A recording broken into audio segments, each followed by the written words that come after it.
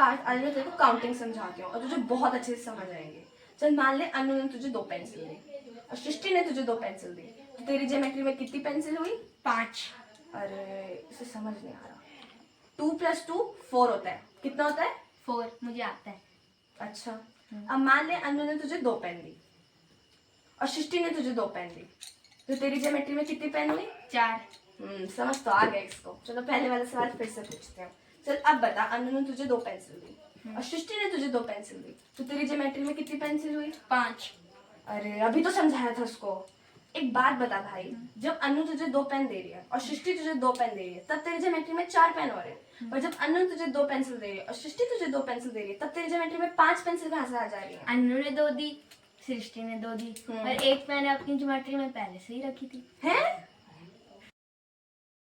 Hello दोस्तों, जैसा आपने देखा, आराध्या मैडम ने जब पार्थ को समझाने की कोशिश करी कि 2 + 2 4 होता है, कि 2 पेंसिल अगर अनु ने दी है, 2 पेंसिल सृष्टि ने दी है। जब पार्थ से पूछा गया तो उसने कहा मेरे ज्योमेट्री में 5 पेंसिल हो जाएगी।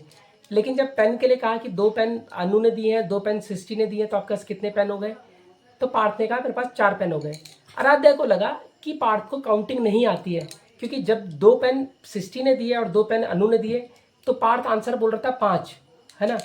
अब आराध्या को ये लग रहा था, मैडम को ये लग रहा था कि इसको काउंटिंग नहीं आती, कि 2 + 2 5 कह रहा है, कि ज्योमेट्री में 5 पेंसिल है। जबकि पार्थ इसलिए 5 कह रहा था क्योंकि एक पेंसिल उसकी ज्योमेट्री में पहले थी। तो ये हमारी लाइफ में भी कई बार होता है। हम ये मान के चलते हैं कि दूसरा आदमी गलत है, ये दूसरा आदमी को समझ नहीं आ रहा, हम कभी उसे समझने की कोशिश नहीं करते। जैसे आराध्या मैडम को लगा कि 2 + 2 तो 4 होता है, तो पार्थ को मतलब सिंपल सी काउंटिंग नहीं आ रही है, वो 5 कह रहा है। और पार्थ अपनी जगह सही था, क्योंकि एक पेंसिल उसकी ज्योमेट्री में पहले थी और 2 पेंसिल सृष्टि ने दी थी और 2 पेंसिल अनु ने दी थी, तो 5 थी। ये अक्सर हमारी ज़िंदगी में होता है।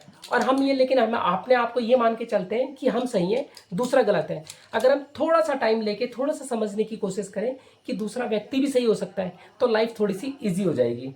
तो नेक्स्ट टाइम कभी भी किसी को जज करने से पहले थोड़ा सा सोचने की कोशिश करना कि हो सकता है दूसरे के सोचने का तरीका अलग हो।